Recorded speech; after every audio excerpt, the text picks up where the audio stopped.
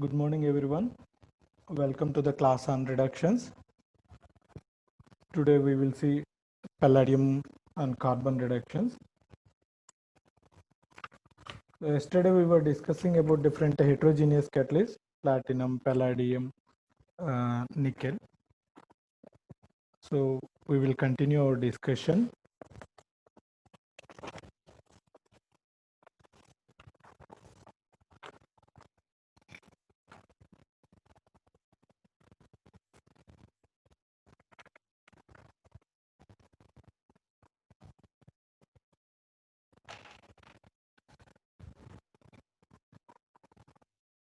Next, palladium reagents.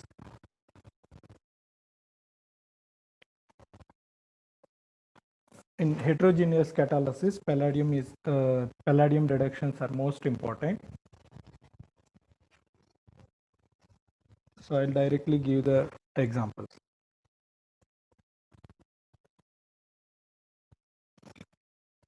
What are these reductions? If we have a double bond or a triple bond, then this double bond or triple bond will break down completely and hydrogens will be added. If double bond is there, we will add one hydrogen here, another hydrogen here, so that it will be a complete saturated system.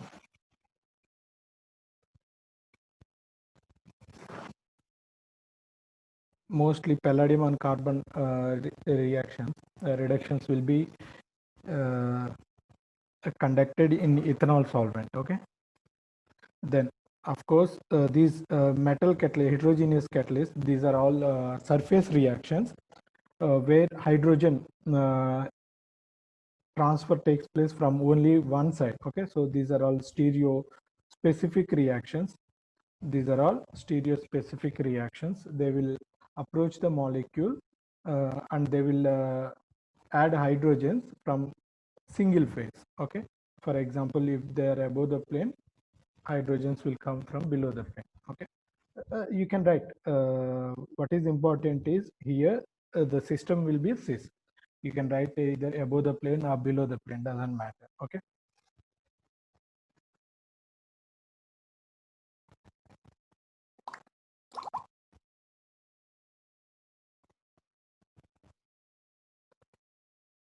We can have selectivity in heterogeneous catalysis if we have two double bonds in the same molecule. One is more substituted or more sterically crowded, another one is less sterically crowded. Then it is possible to differentiate these two double bonds, these two alkenes. So this is palladium and carbon, and then controlled uptake of H2.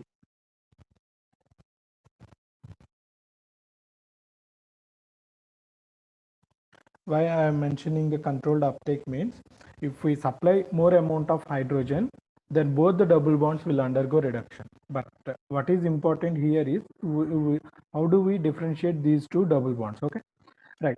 So when we supply a controlled uptake of hydrogen, then what happens?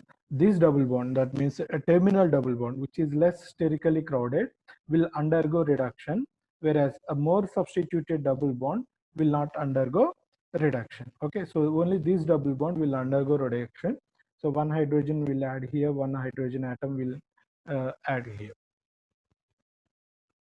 So the product is around 98%. Because these reductions are surface reductions, the double bond has to undergo a pi interaction with the metal surface, then only the reduction will take place. The less substituted double bonds, they will have less sterical crowding around the alkene, so they will easily undergo adsorption on the metal surface when compared to more substituted double bonds. Okay, in this case, when we supply a large amount of hydrogen, both the bonds will undergo reduction. Okay, there will be no selectivity. But when we supply the hydrogen in a controlled fashion, then the selectivity is possible.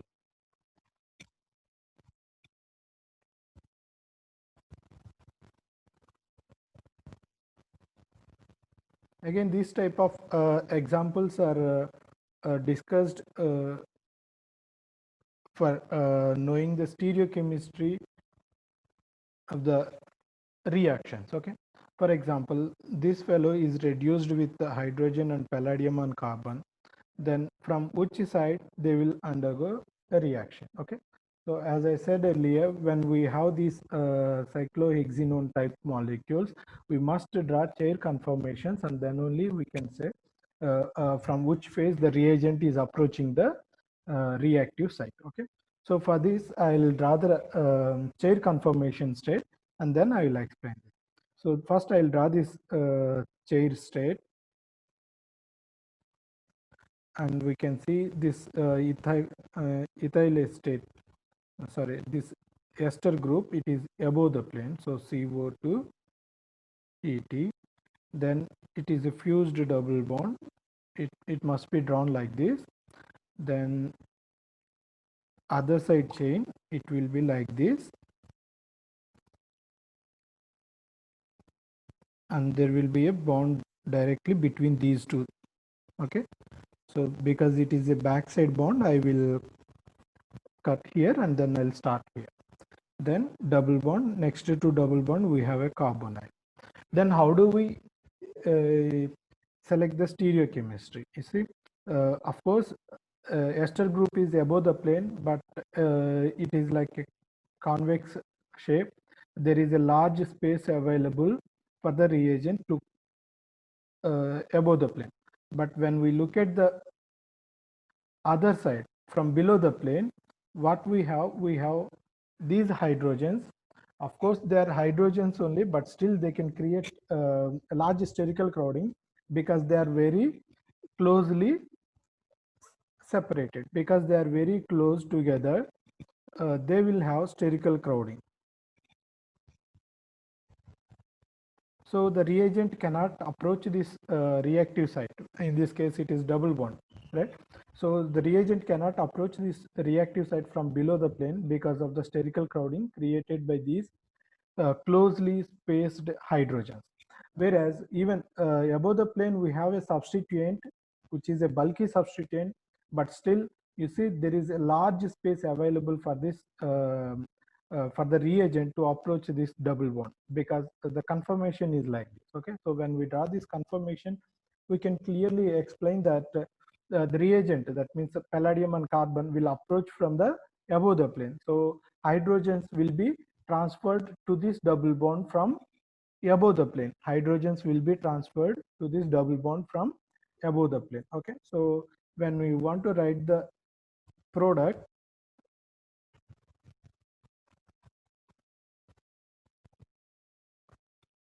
of course carbonyl will be there. Carbonyl will not undergo reduction with metal reduction, hydrogen and metal reductions. Then this double bond, one side we will have a hydrogen from above the plane, because there are two hydrogens, so it is not a chiral center, so we don't need to discuss whether it is above the plane or below the plane. This is a chiral center, so we must indicate whether the hydrogen is above the plane or below the plane. Here there are two hydrogens, so it is not a chiral center. You don't need to mention whether the hydrogen is coming from above the plane or below the plane. Okay, so this is only chiral center, so we will mention the hydrogen as we discussed here. It will hydrogen transfer takes place from above the plane, so the hydrogen here will be above the plane. So this case it is a cis ring fusion. Okay, because this hydrogen and this ester group both are in the same plane, it is a cis.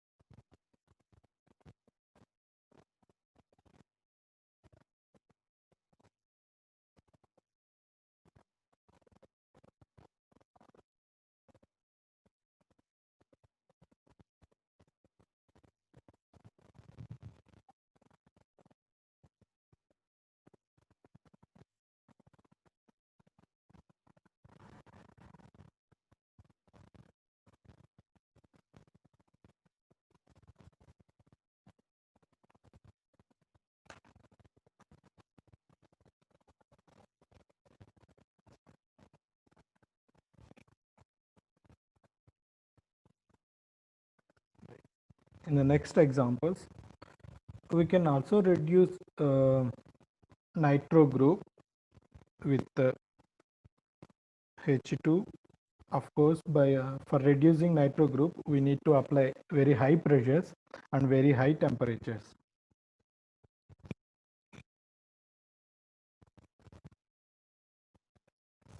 We need to apply very high temperatures and very high pressures, or else alternatively nitrobenzenes can be reduced with tin and HCl. Okay, it is only for nitrobenzene, but for other nitro compounds, any nitro compound can be reduced with hydrogen and palladium carbon. What we need is very high pressures and very high temperatures. Okay, so what we will get here is an amine compound, but we are using HCl. In case of tin and HCl, we are using HCl.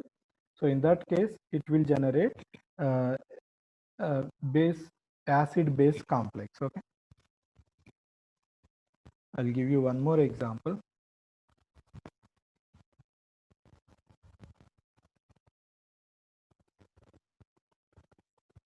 This is called nitrostyrene.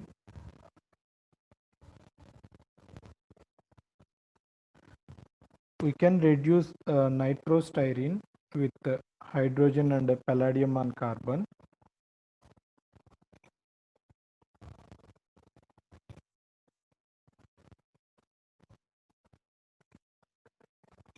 Because we are using HCl, of course, when we reduce it, a double bond is the first one to undergo reduction. Double bond reduction hardly takes 5 minutes, less than 5 minutes. Okay, I don't think that only nitro will undergo reduction.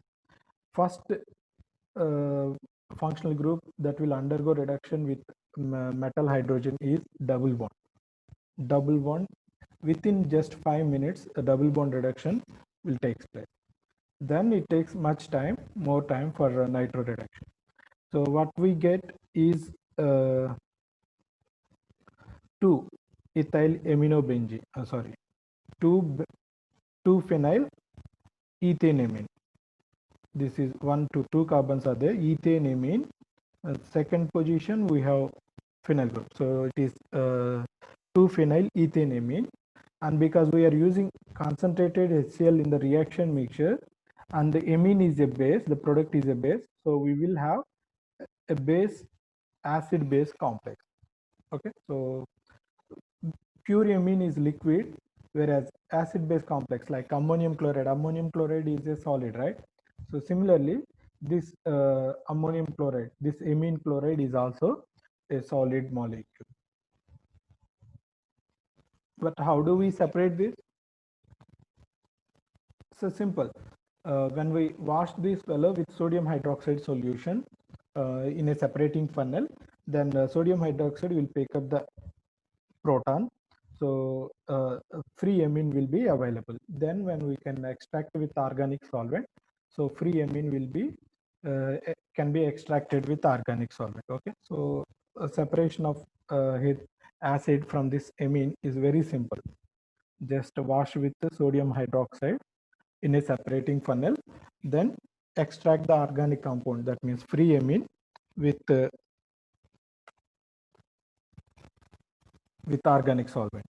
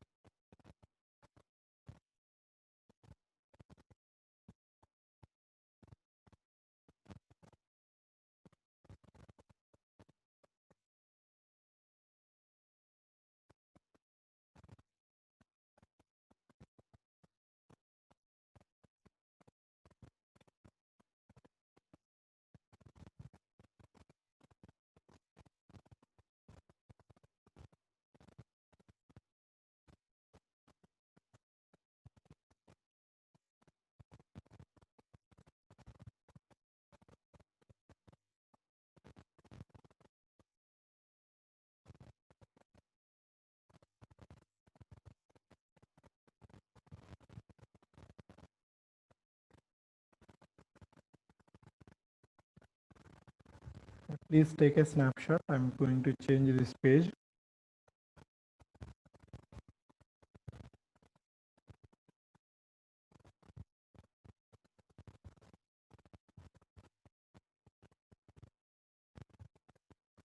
Okay.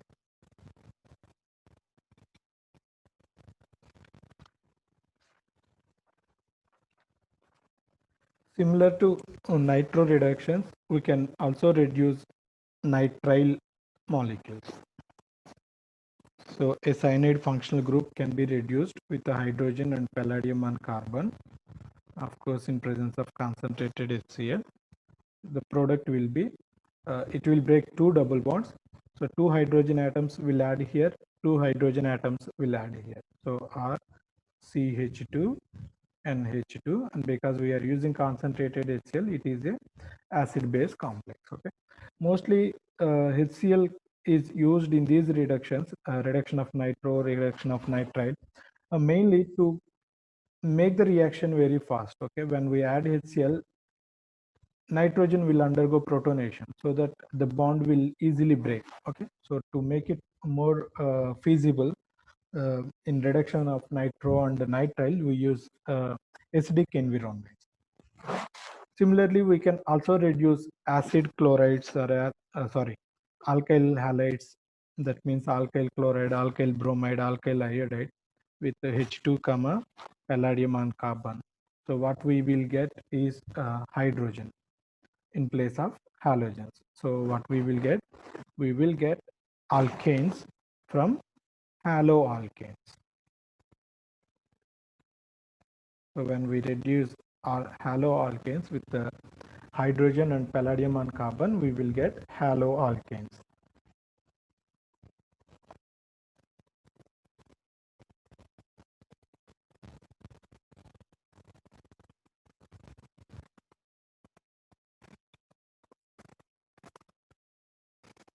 These are all called hydrogenation reactions. Why? Because we are adding a hydrogen molecule between the we will break the bond and we will add hydrogen molecule here. So in this case, we will add a pi, we will break the pi bond. But in this case, we are breaking the sigma bond. So these may be called as hydrogenolysis. Okay, breaking a pi bond and adding a hydrogen, it is called hydrogenation. Breaking a sigma bond and adding hydrogen both sides, one hydrogen here, one hydrogen here, so that it generates HI. Right? So this is called hydrogenolysis. I'll give some more examples on hydrogenolysis. Hydrogenolysis, again, an important reaction. In this case, I'll give the example of cleavage of benzyl ethers. Cleavage of benzyl ethers. When we have a benzyl ether,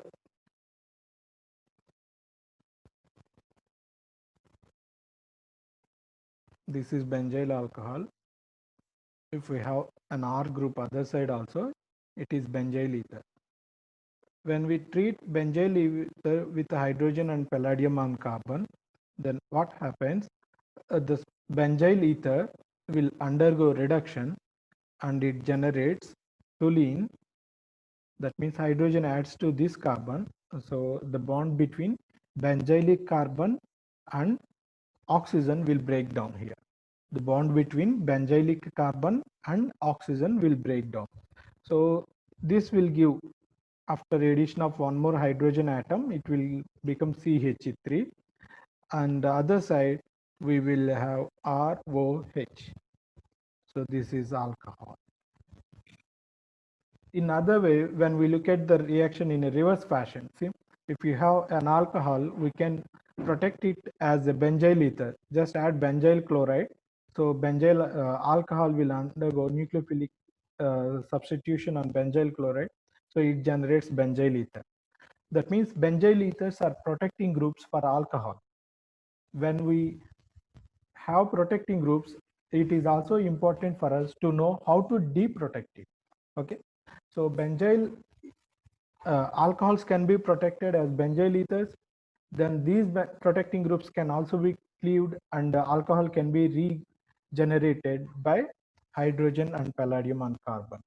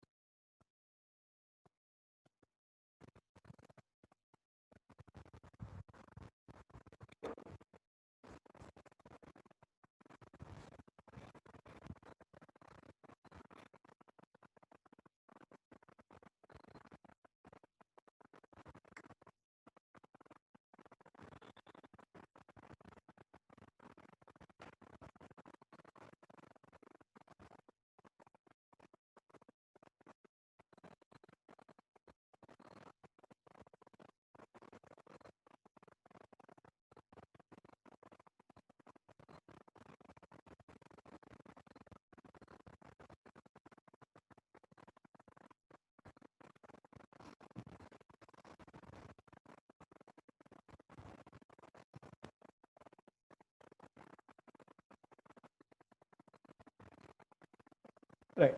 When we look at these molecules, these are not benzylic ethers. It is homobenzylic ether, it is phenyl ether, it is just alkyl ethers, and this is allyl ethers. So when we want to deprotect them, yes, in this case it is not possible. Okay, in this case we cannot deprotect any of these esters, any of these ethers. We can only deprotect benzylic ethers using hydrogen and palladium and carbon.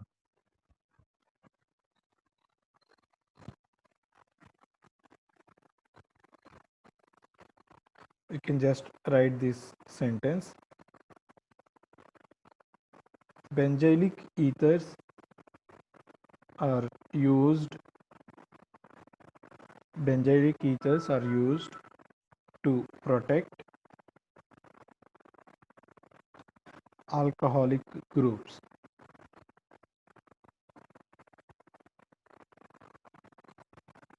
Alcoholic groups. So it is important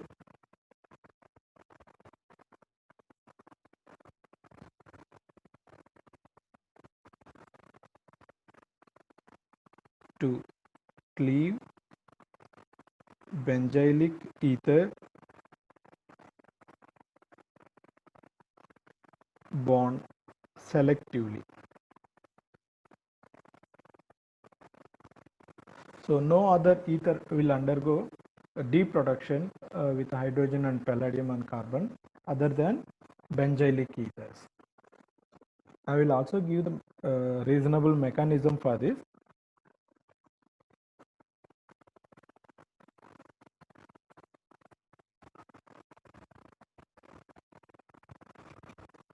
Palladium being electron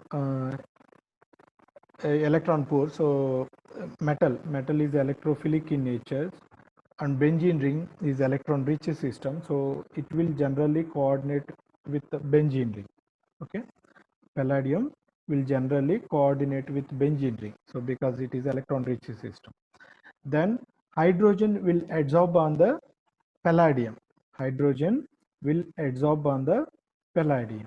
So when it adsorbs on the palladium, then the hydrogen position is in such a way that it can only have it can only add to hydrogen on oxygen and another hydrogen on benzylic position.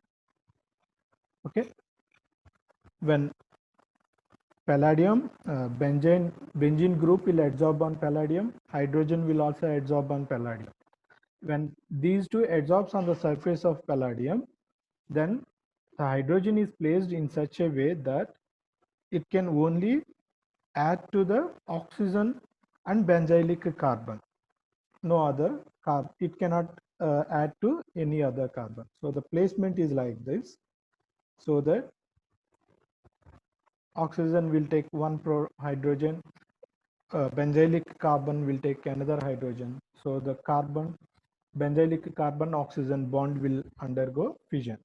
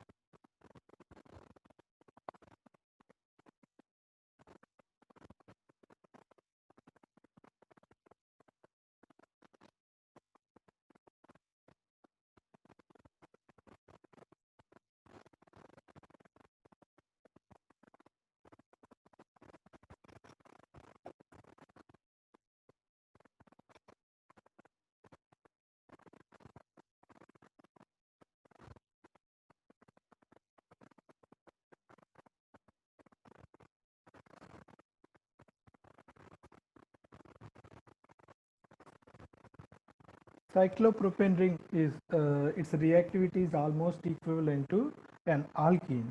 So cyclopropane rings can also be reduced in the that means it can be broken. Cyclopropane rings can be cleaved with hydrogen and palladium reduction. So this bond will undergo homolytic cleavage. So one hydrogen will add here, another hydrogen will add here.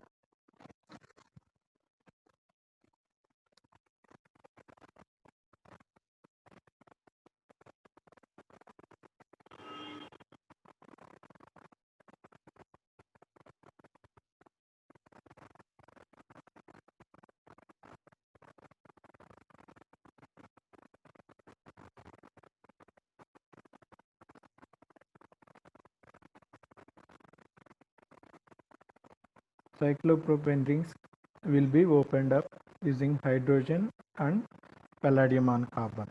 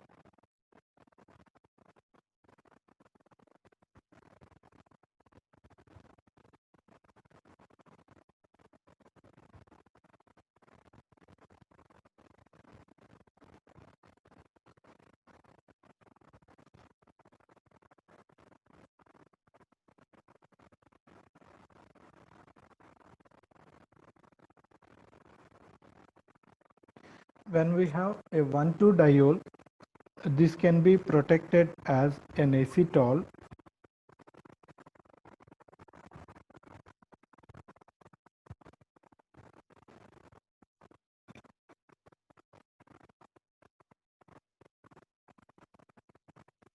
using benzaldehyde. So this molecule is benzaldehyde. When we add benzaldehyde under acidic conditions, so this 1,2 diol will be protected as acetal.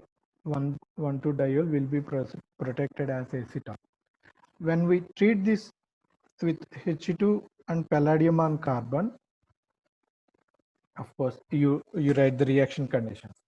When we treat this, uh, because it is again a benzylic ether type molecule, it's not type, it is again a benzyl ether. This side it is a benzyl ether, this side is also a benzyl ether.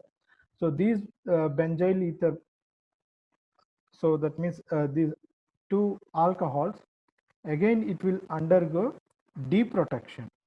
So it generates toluene this side and this side we will have alcohols.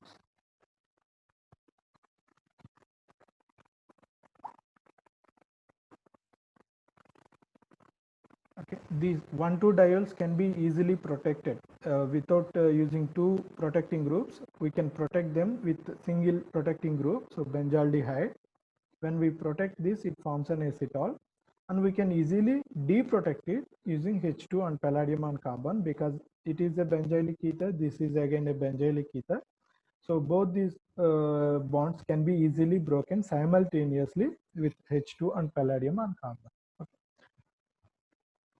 So this is how we can protect a 1,2-diol, and we can deprotect it.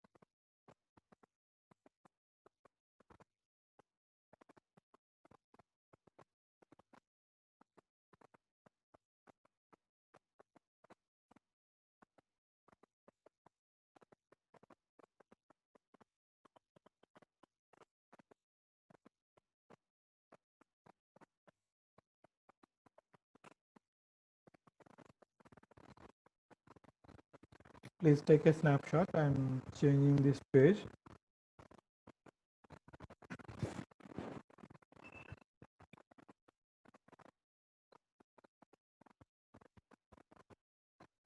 Right.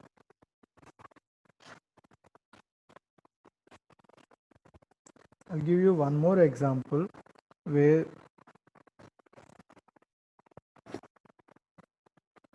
we will have multifunctional groups, and then how do we selectively deprotect some of the functional groups while others are intact. When we treat this molecule with hydrogen and palladium and carbon in ethanol, what is the product? And the same molecule, when it is treated with tribromo borane, what is the product? I think we are running out of time. Please take the problem.